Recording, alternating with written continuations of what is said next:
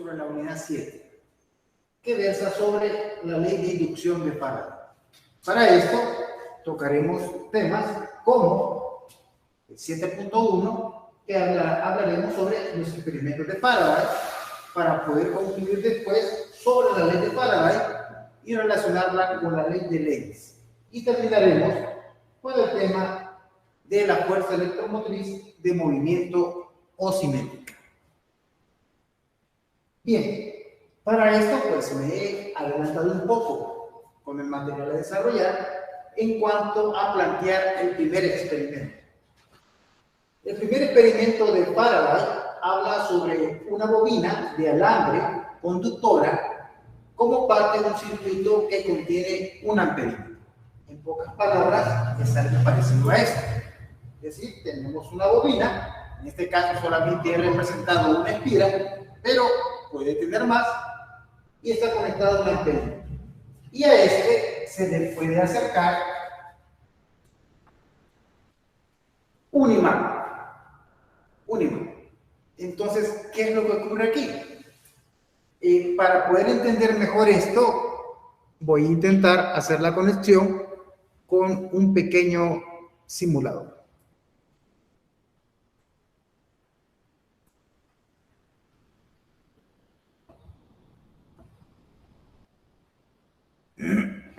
Por favor, me confirman si lo pueden ver.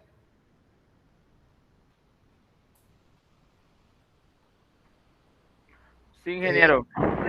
Vamos a ver, lo voy a hacer así. Y voy a poner este. ¿Verdad? Yo creo que ahora sí se puede ver el simulador, ¿verdad?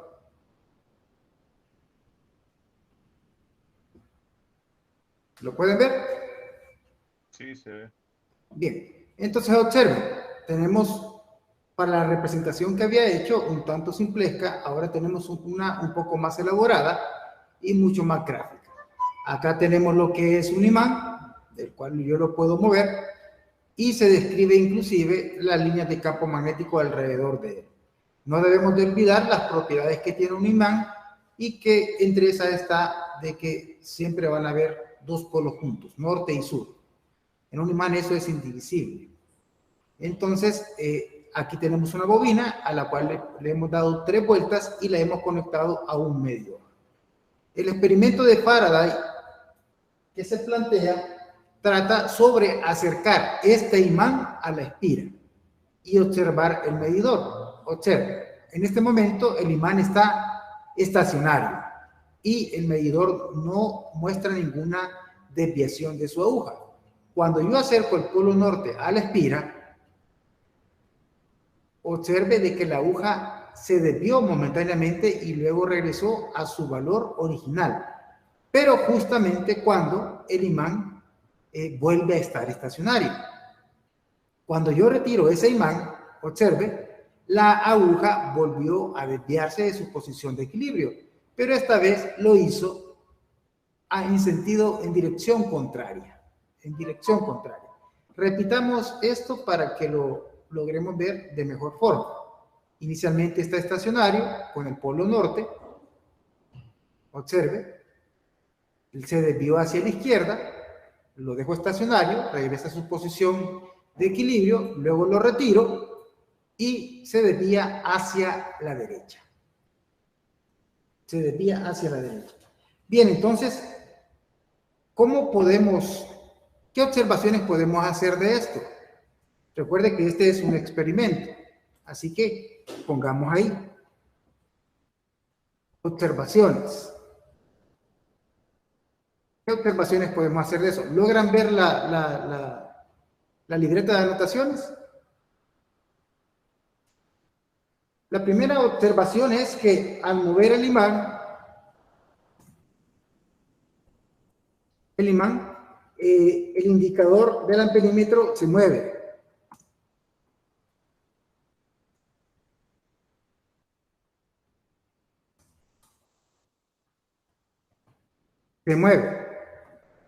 La segunda observación que podemos hacer es que cuando el imán está estacionario, es decir, no se mueve, la aguja del medidor, o bueno, o el indicador del medidor, no se mueve.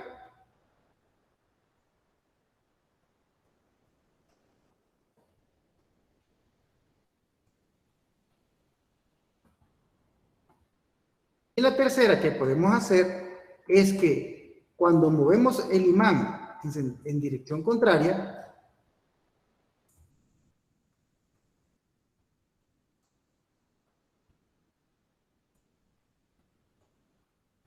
el indicador del medidor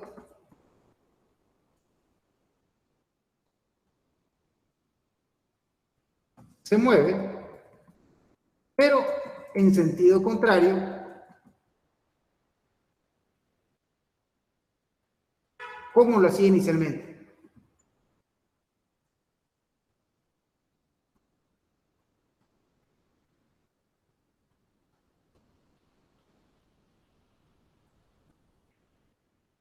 Como lo hacía inicialmente.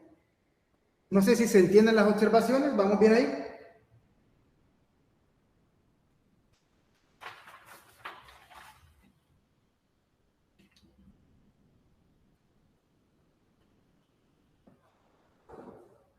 ¿Se entiende el planteamiento? Bien, repito el experimento. Acerco el polo norte a la bobina y esta deflecta a la izquierda. Retiro el imán en sentido contrario y deflecta a la derecha. Ahora, si lo dejo estacionario, no hay deflexión de la aguja. Si invierto los polos del imán, así, entonces vean, acerco el polo sur a la bobina y ahora deflecta a la derecha, y cuando lo retiro, deflecta a la izquierda. Y si lo dejo estacionario, entonces no hay deflexión de la aguja.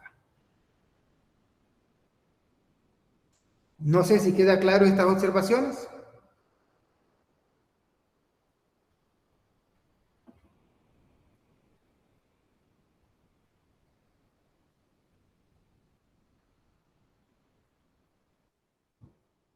No sé si quedan claras.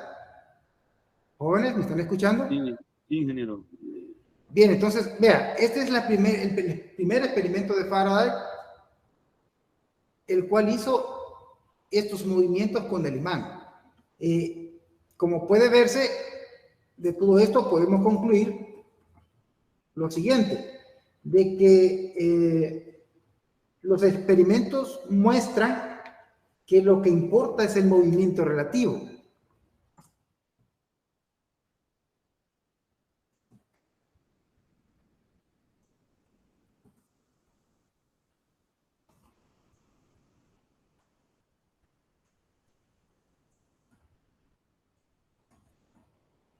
Es el movimiento relativo.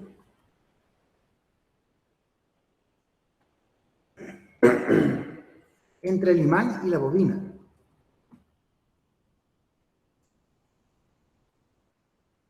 Entre el imán y la bobina. Repitamos nuevamente. Entonces, ¿qué significa movimiento relativo? Voy a invertir la polaridad del imán. Nuevamente, polo norte a la derecha. Significa que yo acerco el imán respecto a la bobina y logro en el movimiento hacer que la aguja se mueva. Cuando le dejo estacionario no hay movimiento, pero cuando la retiro, vuelvo a mover el imán respecto a la bobina y entonces se mueve en sentido contrario en el medidor. Pero es relativo porque se puede mover tanto el imán respecto a la bobina como la bobina respecto al imán. Así yo puedo tomar la bobina y acercarla. Observe, si yo la acerco, se mueve a la izquierda y si lo alejo, se mueve a la derecha. Y si yo acelero el movimiento, hago un movimiento mucho más rápido, observe que la deflexión de la aguja aumenta de amplitud. Pero lo importante de este experimento no es tanto la intensidad del valor de la corriente que estamos induciendo en la bobina, porque este es otro punto que debemos de tocar, sino es más bien el movimiento relativo de uno respecto a otro. Bien, no sé si queda claro este punto. También debemos recordar que para que este medidor se mueva, tiene que haber una corriente inducida. De hecho, puede ver de que las pequeñas esferas azules que representan electrones, al desplazarse la aguja, ellas se mueven, indicando que hay un flujo de corriente.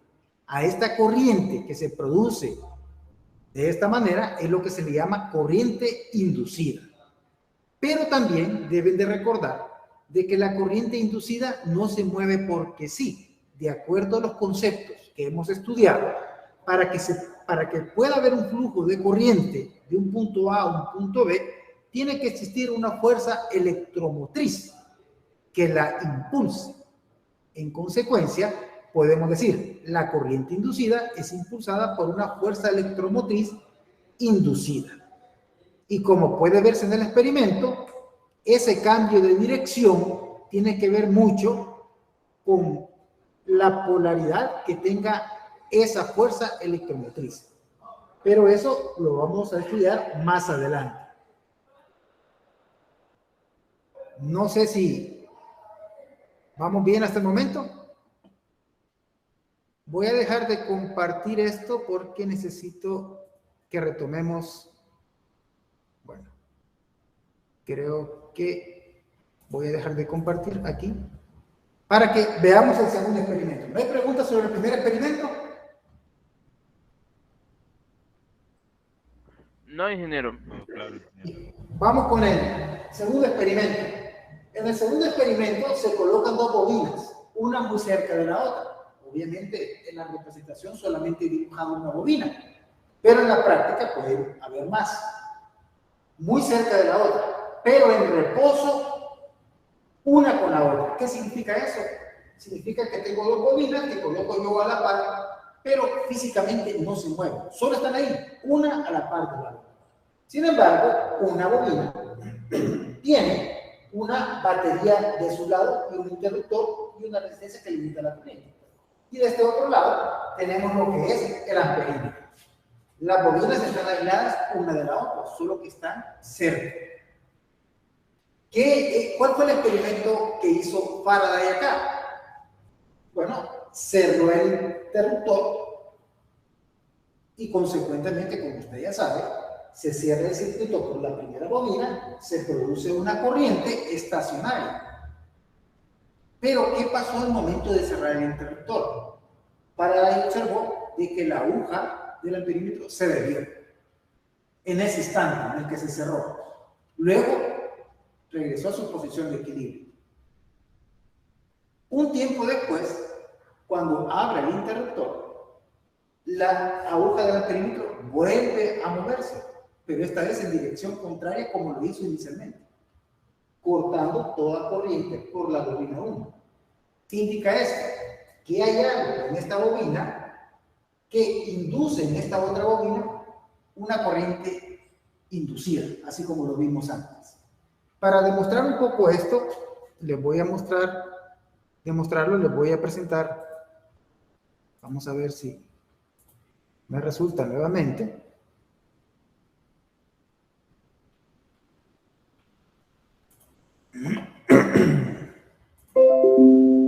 Este otro simulador en donde puede verse que aquí tengo una bobina a la cual he conectado una fuerza electromotriz. En este caso es una pila. Es una pila. Pero si se fijan tiene 0 voltios, es decir, como que estuviera desconectada. Y en este otro lado tengo otra bobina. Físicamente las puedo colocar cerca una de la otra, pero no tienen conexión directa. Y este tiene un amperímetro. Bueno, en este caso es un voltímetro, como indicador. Entonces, ¿qué hizo Faraday? Repitiendo lo que ya les establecí. Inicialmente el circuito está apagado y lo que hace es que cierra el interruptor. Al cerrar el interruptor es como llevar de 0 voltios a un voltaje máximo, de esta manera. Y observen, la aguja se movió, pero cuando la corriente llega a un valor estacionario, es decir, a un valor constante, la aguja deja de moverse, regresa a su punto de equilibrio. Luego, y se movió inclusive, ¿hacia dónde? Vamos a ver. Vamos a ver si puedo ponerlo otra vez. Y se mueve hacia la izquierda. Note eso. Pero cuando yo decido apagar el circuito,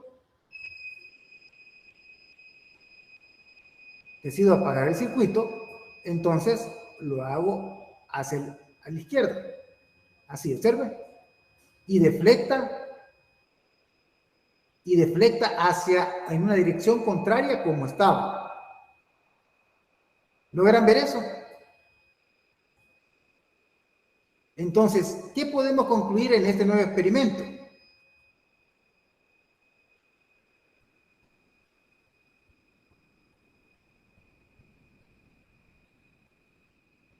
Podemos concluir lo siguiente. Cuando se cierra el interruptor,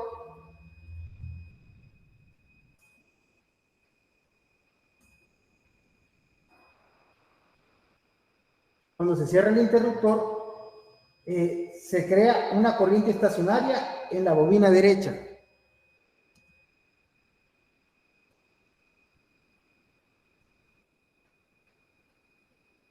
Se crea una corriente estacionaria.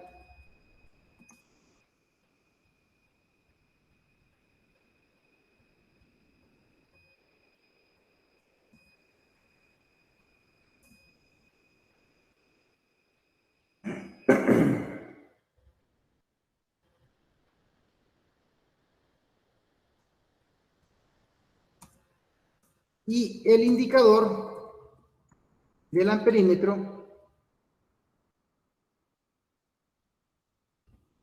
indica, se mueve momentáneamente.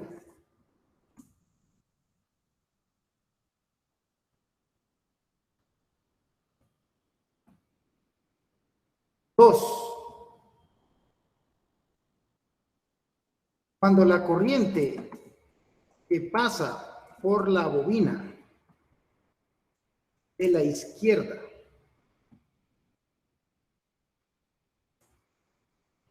es estacionaria, es decir, es constante,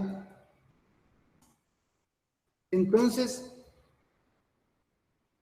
ya no hay desviación de la aguja. Entonces ya no, la aguja llega a su posición, ya no hay desviación de la aguja.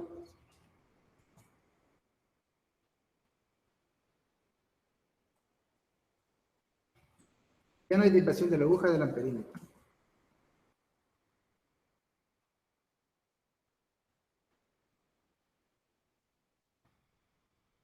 Tercero, cuando se abre el interruptor, se crea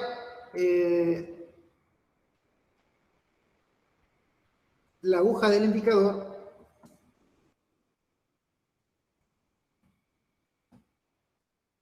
se mueve momentáneamente. Se mueve momentáneamente y luego regresa a su posición de equilibrio.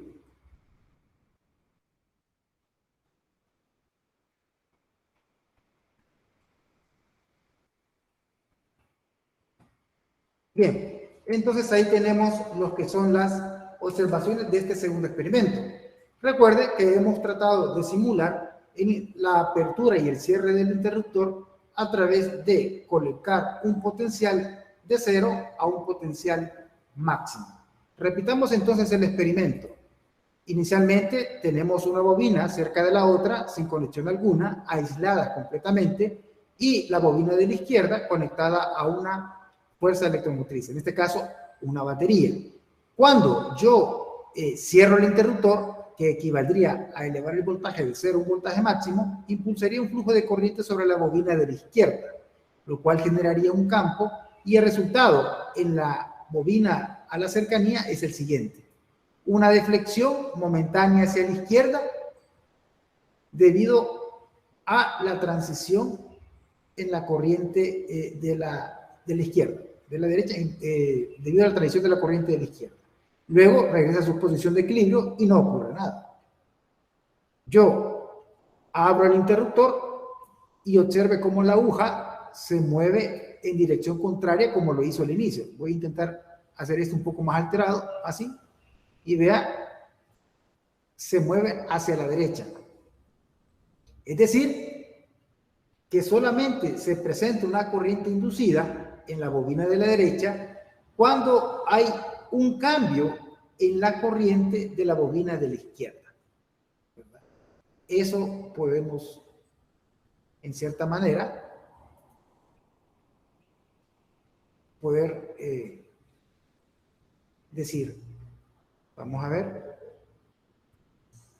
No sé si se ha entendido.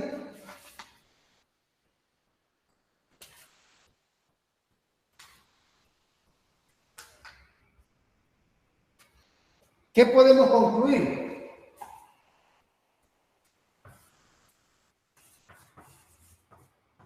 ¿Qué podemos concluir del experimento 2? Que existe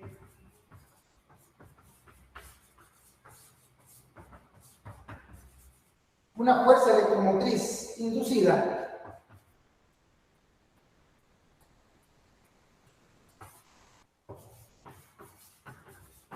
en la bobina, en este caso de la izquierda, que sería esta,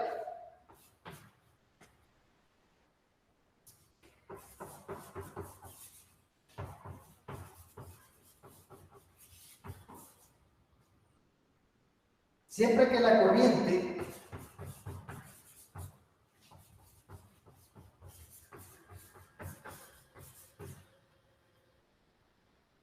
de la bobina de la derecha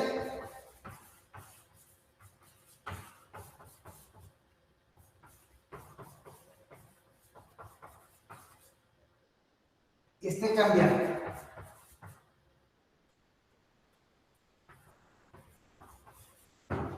Eso podemos concluir, ¿verdad?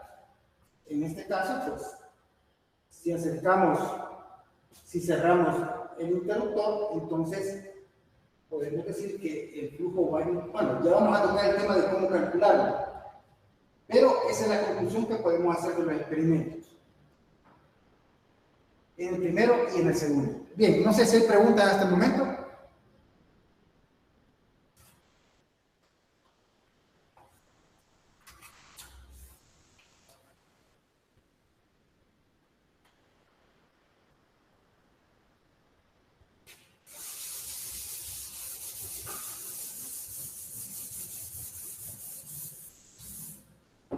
Ve entonces cómo la característica común de los dos experimentos es el movimiento o la velocidad de cambio.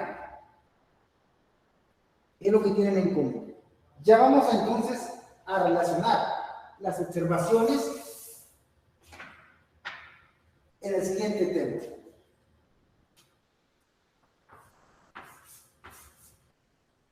Que sería la ley de inducción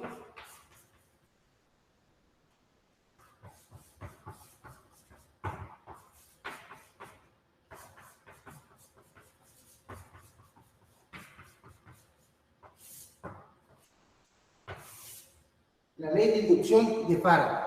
Y con esto vamos a empezar a cuantificar las observaciones.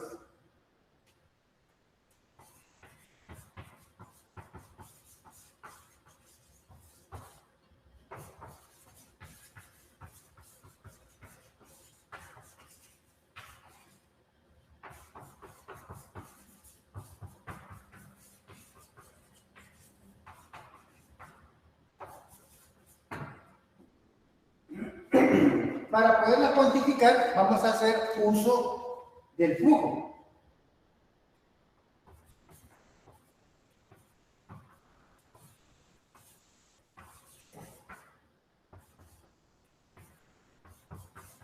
Pero en este caso, del flujo magnético.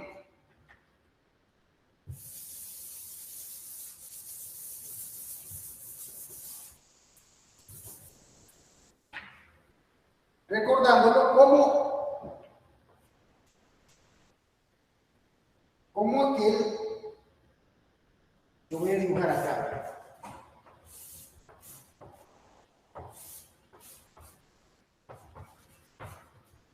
Y aquí tenemos una.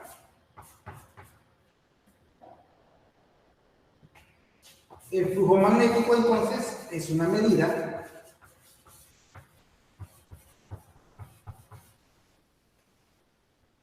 del número de líneas de campo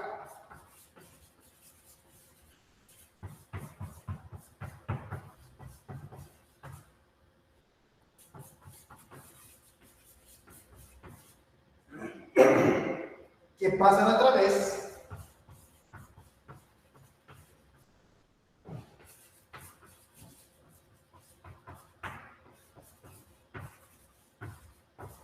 de una superficie.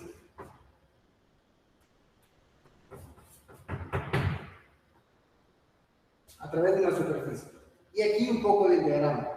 Vemos que tenemos la línea de campo magnético al atravesar la superficie, como cual nosotros podemos determinar entonces lo que sería un flujo magnético.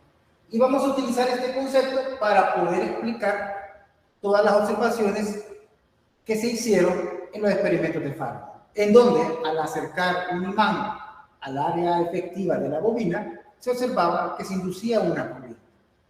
Pero la corriente no venía sola. Por los conceptos que hemos estudiado, esto implica también la inducción de una fuerza electromotriz que impulsa a esa corriente. Y es en ese sentido, entonces, que podemos plantear lo siguiente.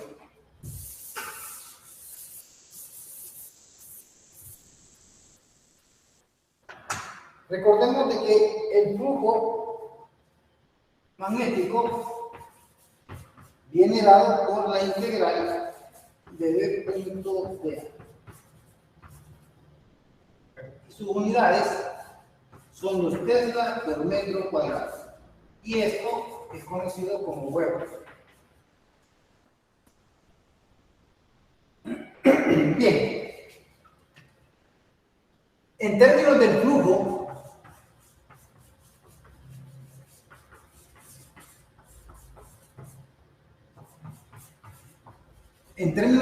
magnético,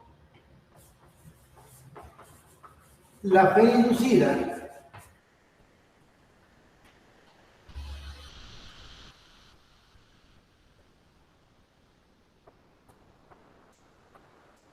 está dada por la ley de inducción de Faraday.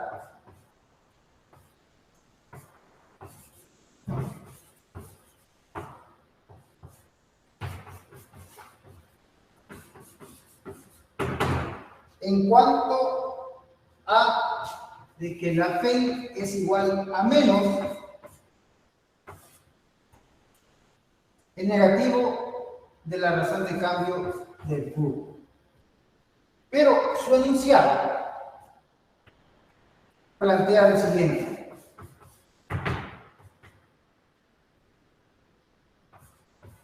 La P inducida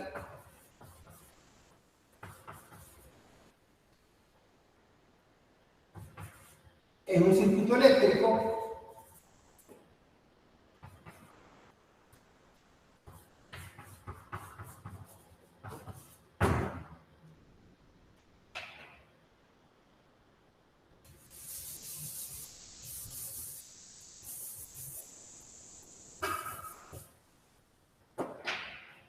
es igual al negativo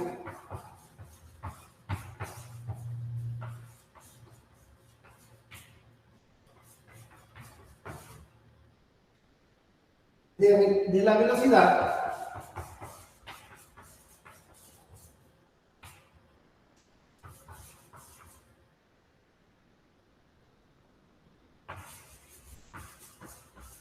con que cambia con el tiempo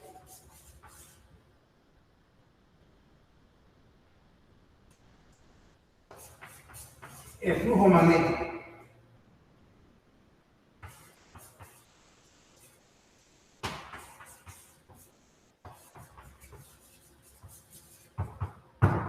Este vendría a ser el enunciado entonces de la ley de Faraday.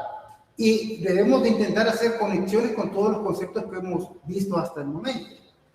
Por ejemplo, los experimentos de alguna manera me dicen de que la ley de inducción de Faraday depende mucho del movimiento relativo entre el primer experimento de un imán y una espira, o de las transiciones que haga la corriente en una bobina para poder inducir en otra. Y utilizamos el concepto de flujo para poder indicar que eso está asociado o está conectado con las líneas de campo magnético que el área efectiva de la espira encierra. Es decir, entre más líneas de campo magnético encierre, entonces va a dar lugar a una mayor inducción, una fuerza electromotriz inducida, tal como lo plantea Faraday acá, en donde al relacionar el flujo, que tiene que ver mucho con las líneas de campo y el área efectiva, establece de que la P inducida va a ser igual al negativo de la razón de cambio del flujo. Y el signo menos tiene que ver con lo que vamos a estudiar en el siguiente tema, que es la ley de Lenz.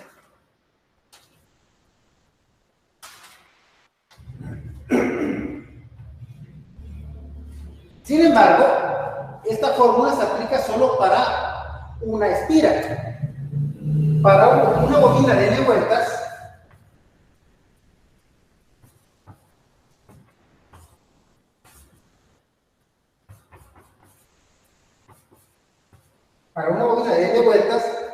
entonces resulta ser que la P que se induce es igual al negativo de N por la razón del cambio del flujo. Y esto debería ser la ley de Faraday de una manera un poco más general, en donde ya incluimos el número de espiras. Recuerde que el número de espiras refuerza el campo magnético. Así que tómelo en cuenta. Ahora, hay muchas formas para cambiar el flujo magnético a través de una espira o de un anillo.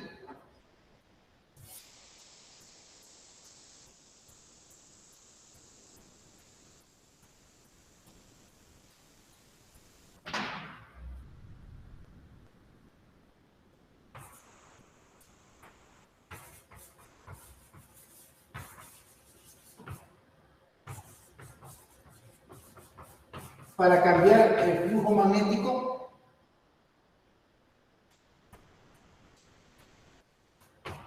a través de un anillo.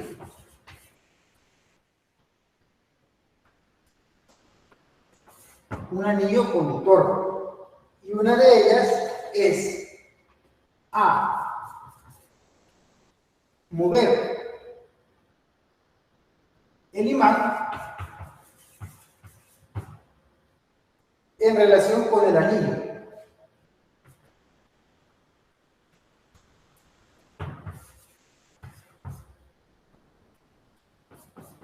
Recuerden que al referirme a un anillo estoy diciendo que hay un circuito cerrado y por lo tanto puede haber corriente inducida.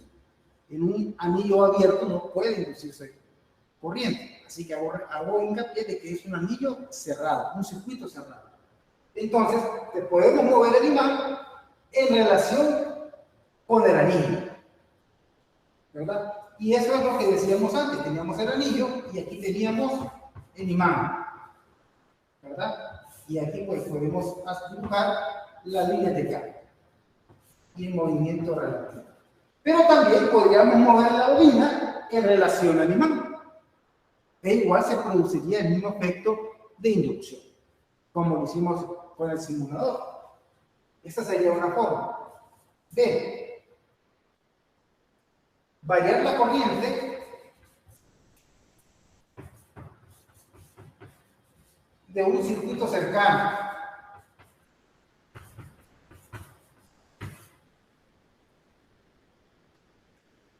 Como ocurría en el experimento, el segundo experimento del Faraday.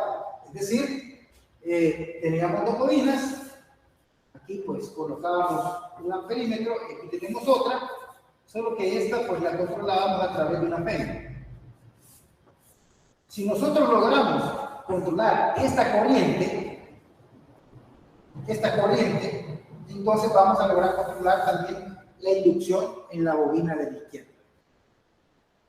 También lo vimos en el experimento de Faraday con el simulador.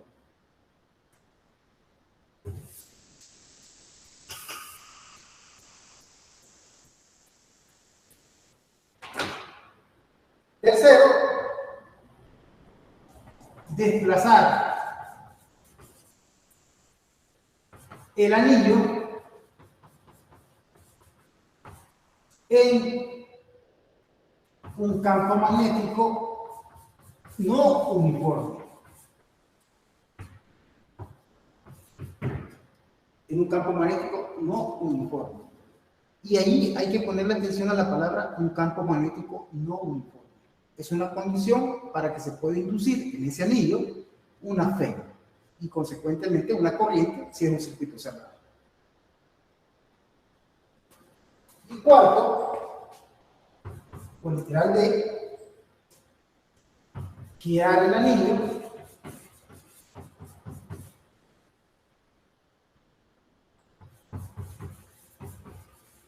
dentro de un campo magnético fijo. De tal manera que jugamos con la expresión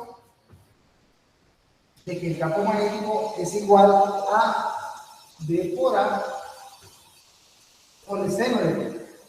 Perdón, por el coseno. Por el coseno de θ. En donde hay que recordar que el coseno de θ es el menor ángulo entre los dos vectores. Y quinto, cambiar el tamaño o la forma del fluido.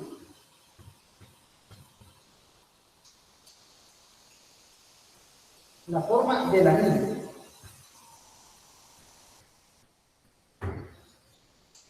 Y bien, tenemos estas formas para poder inducir en un anillo una fe inducida dentro de un campo magnético.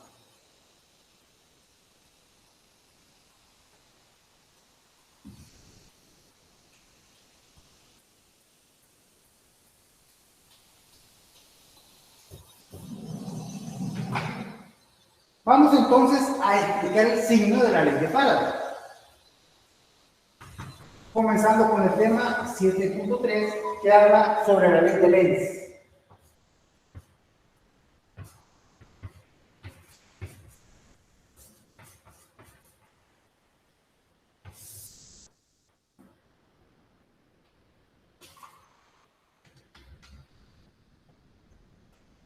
Vamos a ver.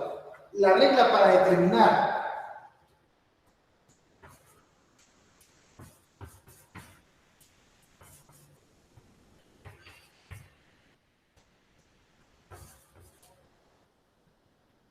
la dirección de la vía inducida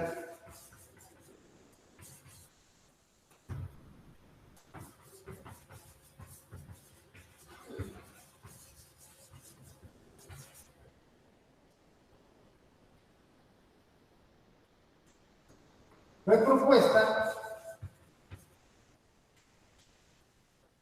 por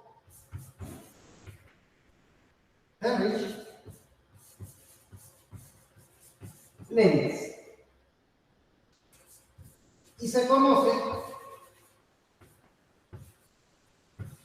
como ley de Lenz. ¿Y qué es lo que plantea esta ley de Lenz? Veamos el enunciado.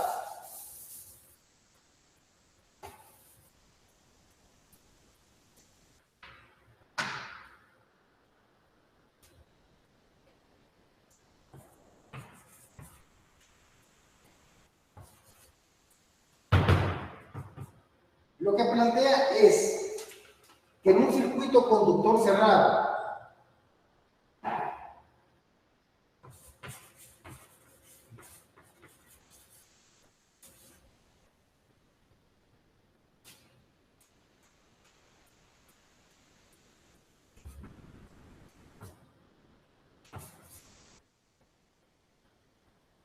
la corriente inducida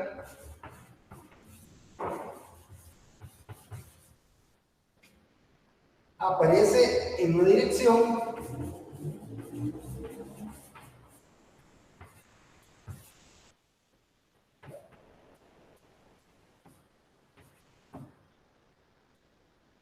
tal que esta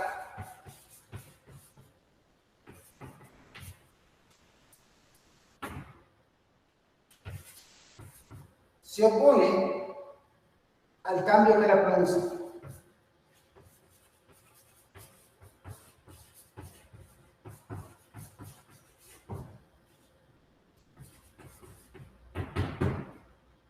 Esto es lo que plantea la ley de Lenz. Y básicamente el signo de la ley de Faraday, eso es lo que me establece.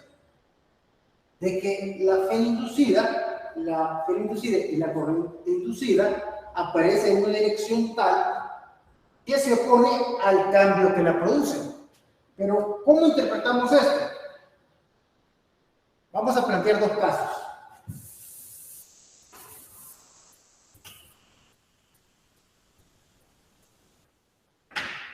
Caso 1, consideremos entonces una espira y le acercamos un imán. Y aquí está la dirección del movimiento relativo. Lo estamos acercando. Bien. ¿Qué es lo que nos dice Lenz? En cierta medida, lo que me está diciendo es que si en el área efectiva de la espira, que es esta, el flujo aumenta, se va a inducir una corriente en la espira que se va a oponer al flujo que le da origen. ¿Cómo es eso? Quiere decir que si oponer, quiere decir que se va a inducir una corriente y esta corriente va a producir un pequeño campo magnético aquí, quiere decir que aquí tiene que haber un polo norte y acá un polo sur. Y entonces el imán va a sentir una pequeña, al acercarse a la espira, va a sentir una pequeña repulsión de parte de la espira. ¿Por qué? Porque el flujo en la espira está creciendo en el área efectiva que la atraviesa. Está creciendo porque le estoy acercando el imán. En respuesta, se induce una corriente que trata de oponerse al campo que le da origen. Quiere decir entonces que ella debería de comportarse como un pequeño imán con un polo norte oponiéndose al polo norte del imán. ¿Y eso qué significa? Significa que deben de aparecer líneas de campo en este sentido.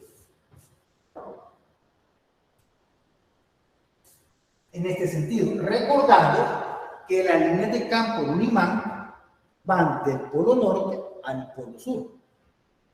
Ojo, aquí tenemos un polo norte. ¿Y qué corriente me produciría este campo? Utilizamos entonces la regla de la mano derecha. Y puede ver aquí, si la corriente va para acá, entonces señalo con el pulgar el sentido de la corriente y con estos dedos rodeo la espira, hacerla coincidir con esta línea de campo. Y efectivamente es así.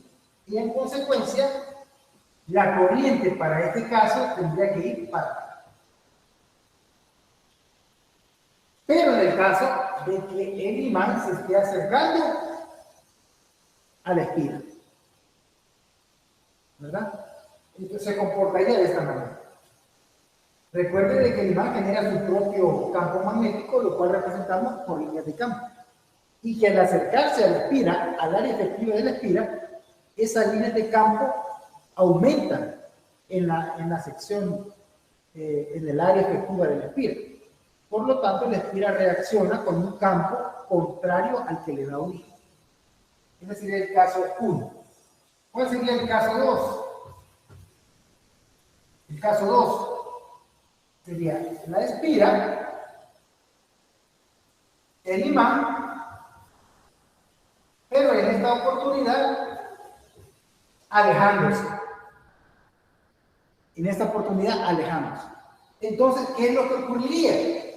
El flujo magnético en el interior de la espira, en el área de la espira, disminuye. Entonces, ¿cómo va a reaccionar?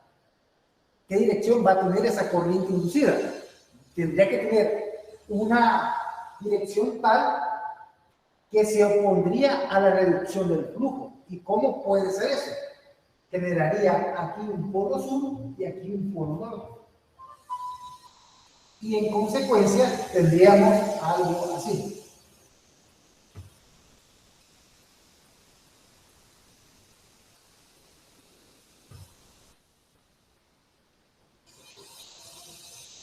De tal manera que ese imán que se retira de la espira lo atrae. Ahora, con el uso de la mano, la regla de la mano derecha, establezco el sentido del campo. Si lo hago en sentido antihorario, quiere decir que aquí el campo sale. Es contrario a este. Bueno, entonces en este caso me funciona más este. De tal manera que el campo magnético que se induce se suma. Va en este sentido para tener un polo sur aquí y un polo norte acá. Y en consecuencia, tenemos que el sentido de la corriente inducida ahora se invierte.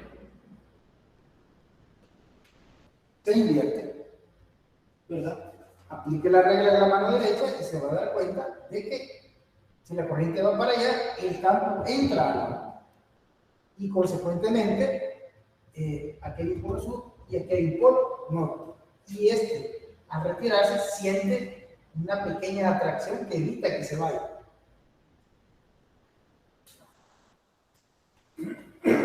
Bien. No sé si hay preguntas hasta acá.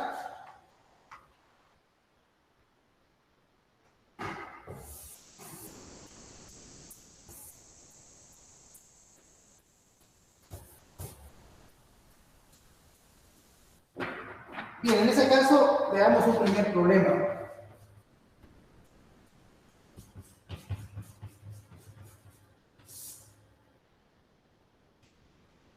Y este habla sobre un solenoide largo.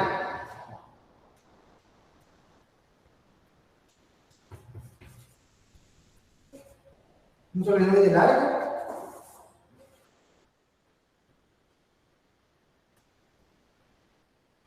Ese tiene 220 vueltas por centímetro y bien apretado y conduce una corriente de 1.5 amperios.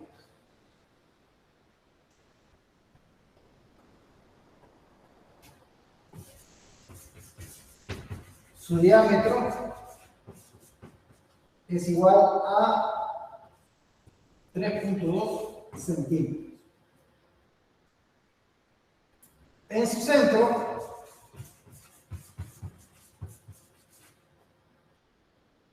colocamos una bobina.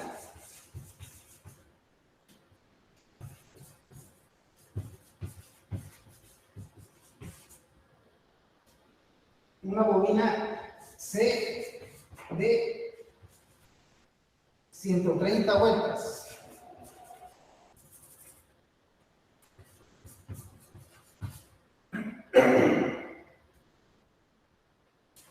Con un diámetro de 2.1 centímetros.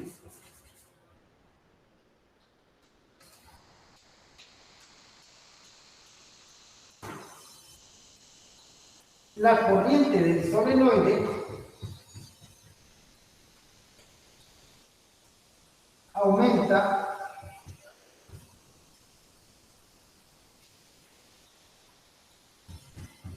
de 0 a 1.5 amperios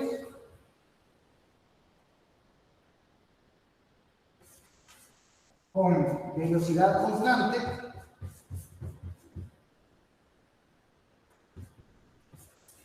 en un tiempo de 0.16 segundos. Lo que se me pide es calcular la FEM que se induce en la bobina del centro.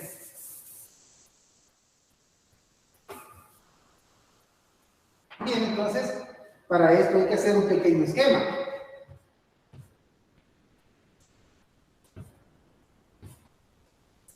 Y tendríamos entonces a una bobina S grande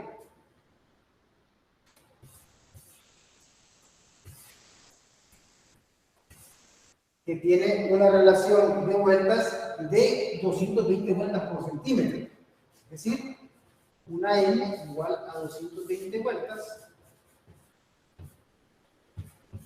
por centímetros y que conduce una corriente de 1.5 amperes.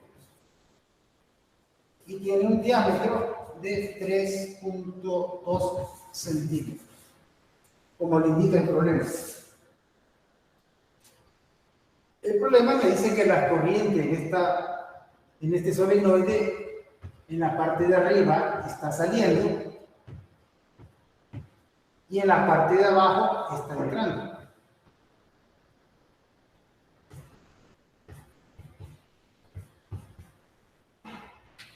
Bien. Luego dice que se coloca, en su centro se coloca una bobina C de 130 vueltas. Aquí entonces hay una pequeña bobina C, ¿verdad? De 130 vueltas. En donde tenemos de que N de C es igual a 130 vueltas. Tiene un diámetro de 2.1 centímetros. 2.1 centímetros. ¿Qué otro dato tenemos? Ninguno. Recuerden entonces que siguiendo la regla para determinar el campo del solenoide, decimos entonces la corriente aquí va saliendo y aquí va entrando. Por lo tanto, aquí hay un campo magnético para acá.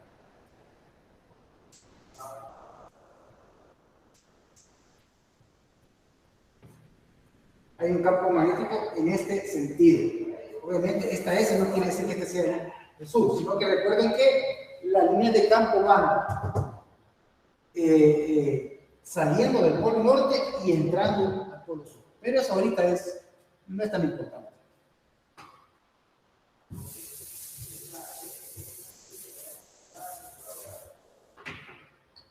Bien, ahora la pregunta es, calcule la fe inducida. La fe inducida en la bobina C. ¿Cuál sería la fe inducida? Y como se nos habla de fe inducida, entonces debe de traernos a recuerdo lo que es la ley de Faraday. ¿Qué es lo que dice la ley de Faraday? Dice que la fe inducida es igual al negativo del número de espiras multiplicado por la razón de cambio del flujo. La razón de cambio del flujo. Bien, ahora hagamos un pequeño ajuste. ¿A dónde queremos calcular la fe inducida? En la bobina C, que es esta de aquí. Que es esta de aquí. En esta bobina. Por lo tanto, debo de calcular el flujo de la bobina C. Hago la corrección. La razón de cambio del flujo magnético en la bobina C. Así que ahora puedo recordarme y calcular eso. El campo magnético de la bobina C, aquí vendría a ser igual a la integral del campo, pero ¿de cuál campo? Del campo en el cual está inmerso la bobina C, que es generado por el solenoide, multiplicado por el área. Pero si ustedes se fijan, pues el vector normal en esta relación siempre va en la dirección del campo, y en consecuencia, esto va a ser igual a B por A. Lo que deberíamos de resolver aquí es quién es B y quién es A. ¿Y quién es A? En este caso, A tendría que ser el área efectiva de la bobina C. De manera que el campo magnético va a ser igual a B. ¿Cómo calculo este campo? Ah, es un solenoide. Y el campo en un solenoide viene dado por mu sub 0 por L por I. Y el área de esta bobina, bueno, el área es circular. En consecuencia, lo puedo calcular como pi cuartos por dc al cuadrado. Observe entonces cómo he determinado el área en C, el campo generado por el solenoide, para poder determinar el flujo en la bobina C. En la bobina C. Si usted hace estos cálculos, va a llegar a un resultado de 14.4 microgramos.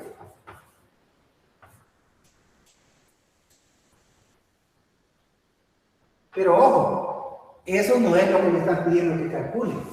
Me están pidiendo que calcule la fe inducida. Pero ya conozco cuál es el valor del flujo. Ahora,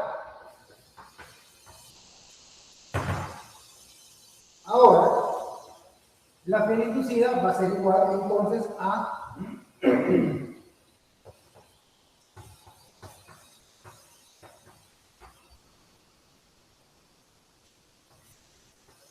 sobre el T. Esto es calculando lo que es la magnitud. Por eso no le pongo el signo negativo. Porque me están pidiendo la magnitud de la fe inducida. De tal manera que esto va a ser igual a N.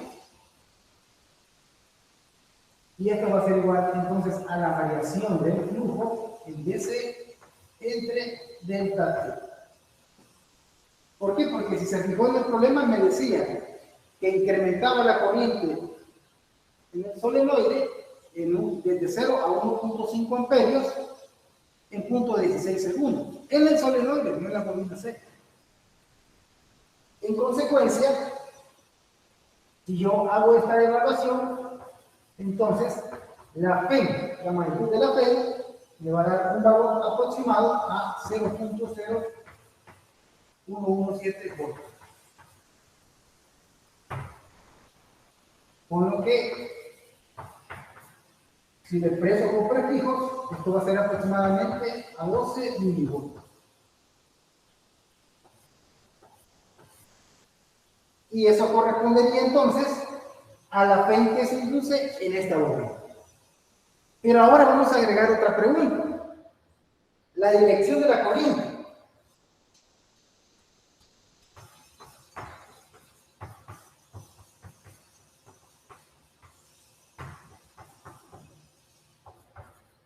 De la corriente inducida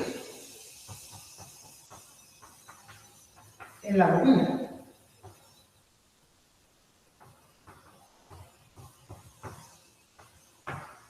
¿Cuál es esa dirección? Bueno, para eso tendríamos que analizar cómo es el flujo magnético que entra en C. Y la pregunta es, ¿crece o decrece? Si vuelvo a leer el problema, ahí dice que la corriente en el solenoide aumenta de 0 a 1.5 amperios en un tiempo de punto 16. ¿Qué significa eso? De que el flujo está aumentando. El flujo está aumentando en el interior del solenoide. Entonces, ¿qué es lo que va a hacer esta bobinita? Como el flujo va a un aumento, de acuerdo a Lenz, ella debe inducir una corriente en C de tal manera que se genere un campo magnético que se oponga al que le da origen. Entonces, si para el solenoide el campo va para allá, para la bobina el campo tiene que ir para acá. Tiene que ir para acá. Y ahora aplico lo que es la mano derecha para determinar el sentido de la corriente. ¿Para dónde tiene que ir la corriente en las espiras para que se dé eso? Si la corriente sale de aquí y entra aquí, entonces el campo va a ir para allá. Eso no se opone al que le da origen. Entonces tiene que entrar aquí y salir aquí. Ahí sí, va para allá. Entonces, entra aquí y sale aquí. Y sale aquí. Y ya hemos determinado entonces el sentido de la corriente inducida en la bobina, en la bobina C. No sé si hay preguntas hasta este momento.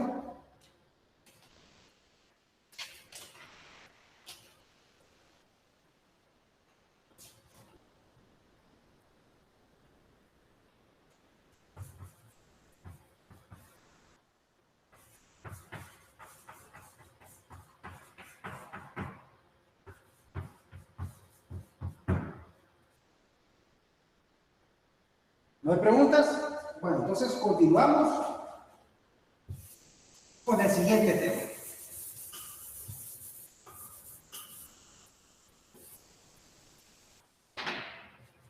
Que sería 7.4 Fen de movimiento.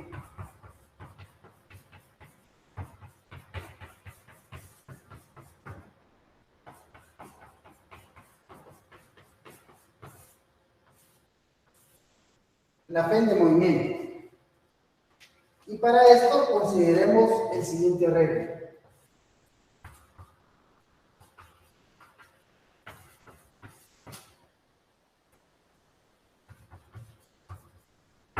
Consideremos el arreglo. Y este arreglo entonces habla de un campo magnético uniforme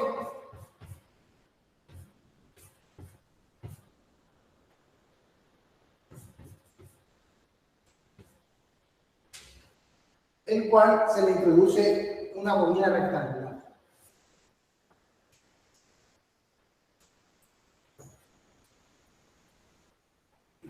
Más o menos.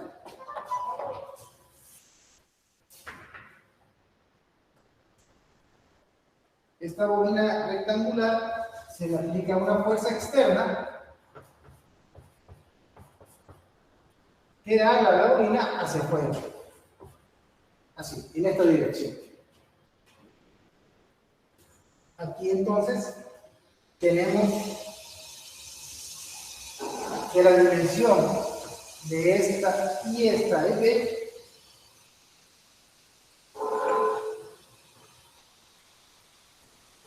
Y con respecto al campo, el movimiento de la espira hasta acá es L. Es decir, esto me dice que tanto de la espira está todavía dentro del campo.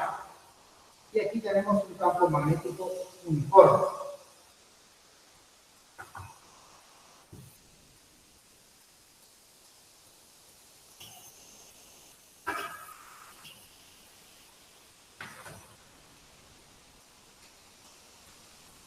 Bien. Al ver así el arreglo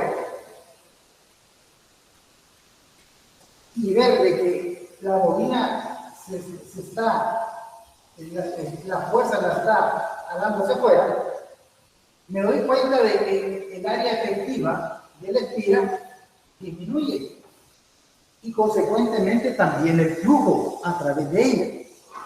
Por lo tanto, me veo tentado a determinar la corriente inducida. Si la corriente aquí está, si el flujo aquí está disminuyendo, quiere decir de que se debe de generar una corriente que se sube al campo que ya está. Entonces digo, si la corriente va para arriba o va para acá, rodeando el conductor, quiere decir que una corriente al lado derecho va a producir un campo hacia adentro, que se va a sumar al que tengo. Y es justamente lo que necesito. Quiere decir que aquí hay una corriente inducida en esta dirección.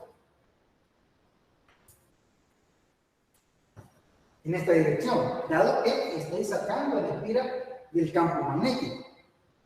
Pero Cuando yo veo esa corriente inducida dentro de un campo magnético, trae a mención lo que es la fuerza que siente cada segmento de la espira al estar dentro de un campo magnético y al circular la corriente inducida.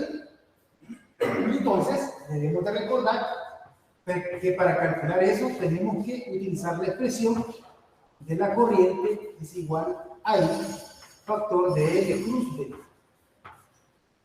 L cruz B. Y con eso voy a tener que aquí L va para allá y el campo magnético va para abajo, entonces la fuerza va para acá. Es aquí, ¿ves? Y a este le vamos a llamar fuerza 1. La corriente va para acá, el vector L va para allá y el campo magnético va para abajo, entonces la fuerza va para arriba. Vamos a ver dónde la hacemos. Y a este le vamos a llamar fuerza 2. La fuerza externa, y aquí pues la corriente va para allá, el campo magnético va para abajo, la fuerza va para abajo. Y le llamamos fuerza 3. Pero, ¿qué logramos observar en todo esto?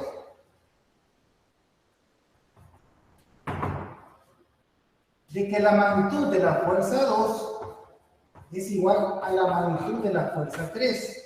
¿Por qué? Porque estamos hablando de las mismas longitudes y de la misma corriente pasando por ellos. De tal manera que la suma vectorial de esto más esto tiene que ser igual a 0. También logro ver de que la fuerza en 1, que es esta, ya que se mueve a velocidad constante, tiene que ser igual a la fuerza externa, a la magnitud de la fuerza externa. Y también note de que la magnitud es la misma, pero la dirección es contraria. Pero esto funciona para velocidad constante. Ahora, ¿qué nos interesa de todo este arreglo? Nos interesa calcular la potencia mecánica.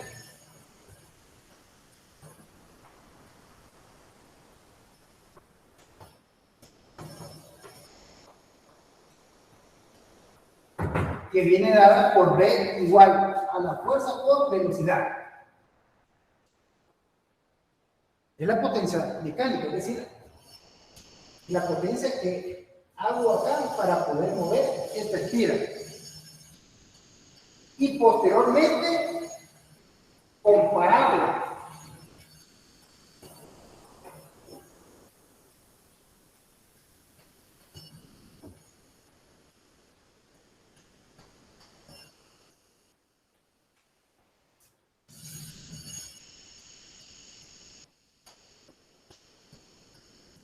Y posteriormente, compararla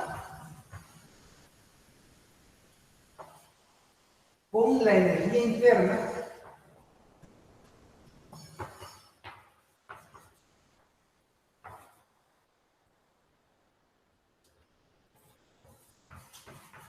que produce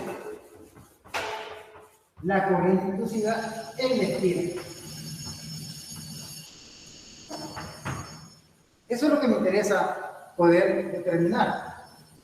¿Cómo es la potencia mecánica hecha por el agente externo en relación a la rapidez con la que se transfiere la energía a la espira? Es decir, la potencia de la espira. Bien. Retomando nuestro pequeño esquema, podemos comenzar así. El flujo magnético es igual al campo magnético por el aire. Pero el flujo magnético encerrado por la espira es igual a B por, bueno, me falta definir esta dimensión. Esta es la dimensión B. Y va a ser básicamente X, lo que está dentro del campo magnético, la porción de la espira, X por D. X por D. Y recordando entonces de que la P inducida es igual a menos N por la razón de cambio del campo magnético, entonces podemos decir que esto es igual a N por la derivada de dx entre D.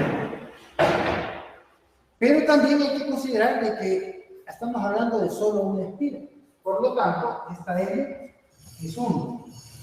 Y la P inducida, ya arreglando un poco esto, sacando las constantes, me va a quedar como BD, la derivada de la relación de cambio de X con respecto al tiempo. Observe, la relación de cambio de la posición es la velocidad. Pero en este caso, X se está disminuyendo. Por lo tanto, esto va a ser igual a B D por B. Pero ¿qué pasó con el signo?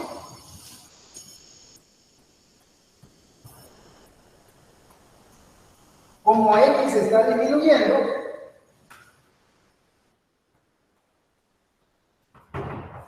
un dB es igual a menos dx dt. Y esto debido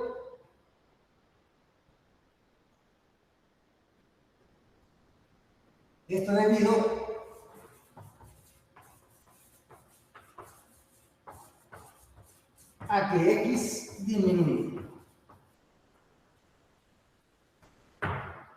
X disminuye. Entonces, la gran moraleja es que para poder calcular la fuerza inducida, yo solo tendría que multiplicar el valor del campo magnético por la dimensión de, por la velocidad con la que estoy sacando la espina.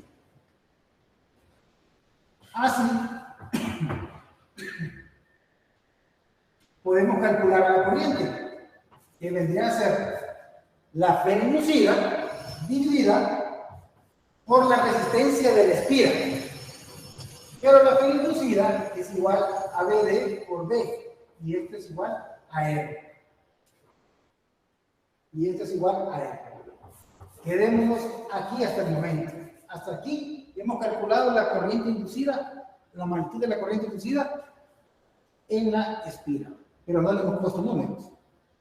Hemos llegado a la expresión. Ahora, dado que sabemos de que la fuerza 1 es igual a la fuerza externa, a la magnitud de la fuerza externa, entonces, y esto es igual a I, L cruz B, y dado de que L cruz B básicamente están a 90 grados, el vector L y el vector B están a 90 grados, entonces podemos decir que la fuerza 1 es igual a I por D por D,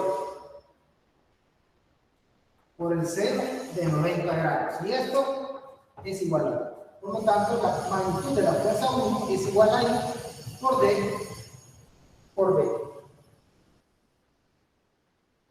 Pero, como ya sabemos a qué es igual la corriente, que es igual a esto, al sustituirlo acá, esto me quedaría como D cuadrado por D dividido por R.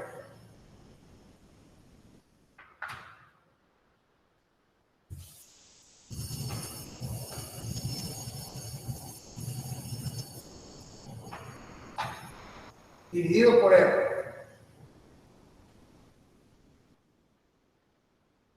Ahora, la potencia mecánica está dada como la fuerza 1 por la velocidad. Y esto va a ser igual a la fuerza 1, que es la que tenemos ahí, por la velocidad, y me daría un valor de D cuadrado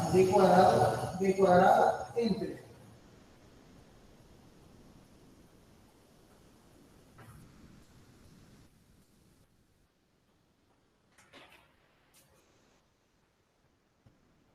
ahora calculemos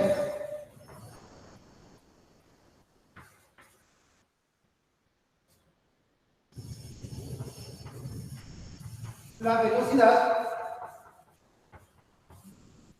con la que se disipa energía en la espiral. Y esto viene dada por la ecuación eléctrica que dice que esto es igual a la corriente al cuadrado por E. Pero la corriente ya tenemos su valor, que es esta de acá, B de B, entre R al cuadrado por R. Y esto me va a dar un valor de G al cuadrado, G al cuadrado, G al cuadrado, entre R. Y eso es lo que se quería demostrar con este ejercicio. Que la potencia desarrollada por el agente externo se ve reflejada como energía interna en la espiral. Es decir, esta es la energía interna en la espiral y esta es la energía mecánica. Aquí la ejecutamos. Energía mecánica. Es igual. El trabajo hecho por el agente externo se ve reflejado en el trabajo. Bien, terminemos entonces con un ejemplo.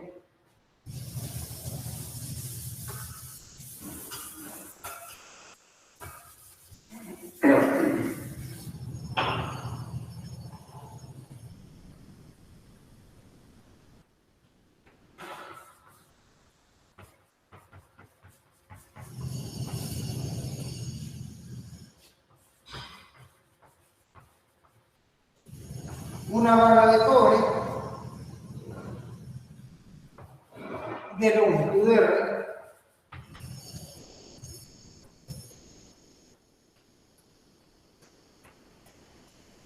gira con frecuencia angular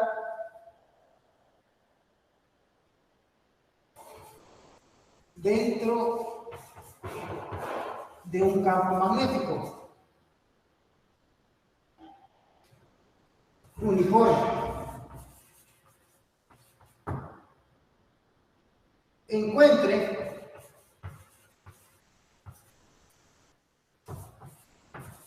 la fe inducida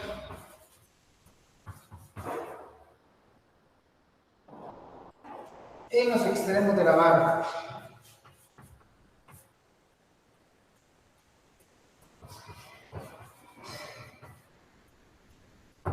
Bien, entonces para esto tenemos que hacer un pequeño dibujito y dibujar un pequeño campo circular, obviamente que es como referencia. En el interior pues colocamos, hay un campo magnético uniforme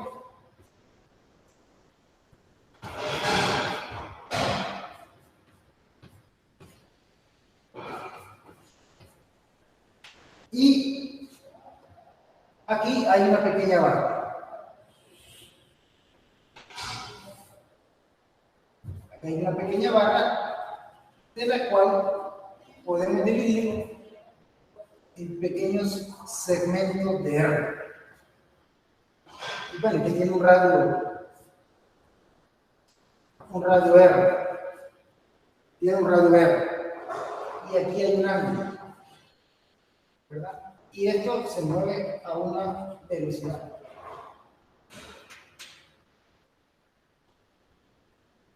A una velocidad. Bueno, entonces queremos saber la fe que se induce en esa barra. Recuerden que en este caso no vamos a calcular la corriente que se induce porque no es un circuito cerrado. Sin embargo, eso no quiere decir que no exista una fe inducida. Si cerramos el circuito de la barra, pues va a haber una corriente inducida. Pero, como es un circuito abierto, porque es una barra abierta, sí va a haber una fe inducida.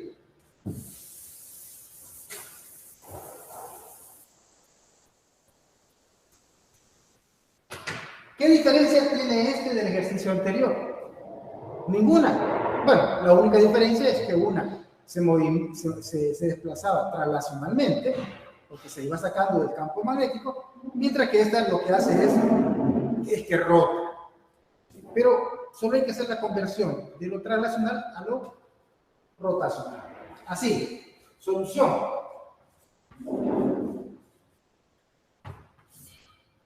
Solución. ¿Cuál es la fe que se induce ahí? Antes decíamos de que la fe inducida era igual a B de B, pero eso era translacional. ¿Cómo lo interpretamos ahora? Lo interpretamos de la siguiente manera. Un diferencial de fe va a ser igual al campo magnético, multiplicado por la velocidad, si estoy analizando un punto en particular, por el dr, por un dr en particular. En este momento recuerdo que en este tipo de movimiento, visto linealmente, cada partícula de la barra tiene una velocidad diferente. Y para poder hacer un cálculo con una sola velocidad, tenemos que representarlo a través de la velocidad angular. Entonces, ahí entramos con la equivalencia. Que un diferencial de P es igual a B por B. Esta es una velocidad lineal, atribuible a una parte de la barra. Pero yo le quiero atribuir a todo. Así que esto va a ser igual ¿a qué? Omega R por dr. Y de aquí yo puedo efectuar lo que es la integral. Separo las partes constantes de omega y me queda la integral de R de R y vamos de 0 a R. Esto es importante que lo entiendan. Estamos ocupando la misma expresión que calculamos antes con la fe de movimiento translacional y la estamos adecuando a una forma rotacional. Y el significado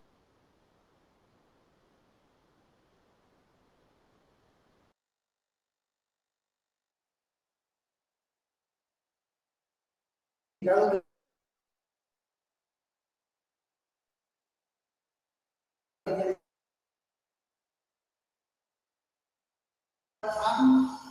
de omega R al cuadrado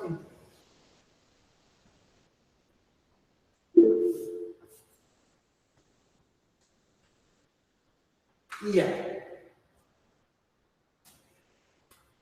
Bien, no sé si hay preguntas por el momento.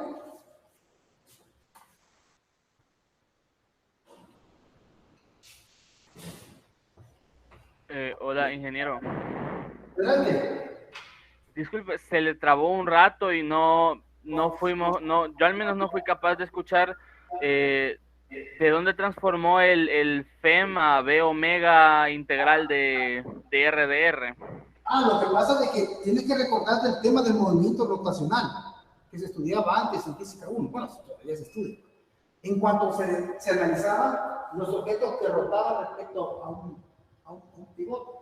Y se decía que cada partícula tenía una velocidad diferente, pero velocidad lineal. ¿Tú te acuerdas de eso? Y un recurso para poder realizar los cálculos con una sola velocidad era expresar el movimiento del objeto con una velocidad rotacional. Y entonces se sacaban las equivalencias que decían la velocidad lineal es igual a omega R.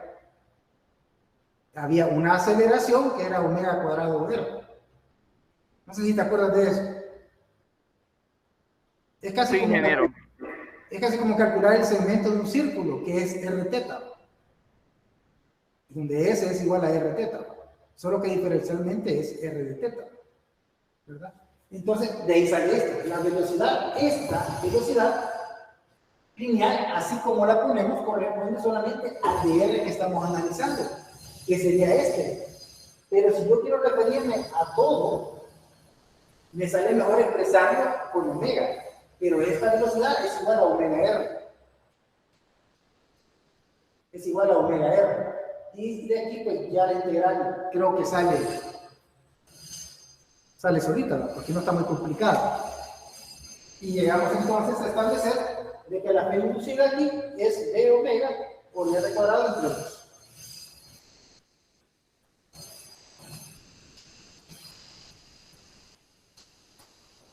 No sé si eso te resuelve.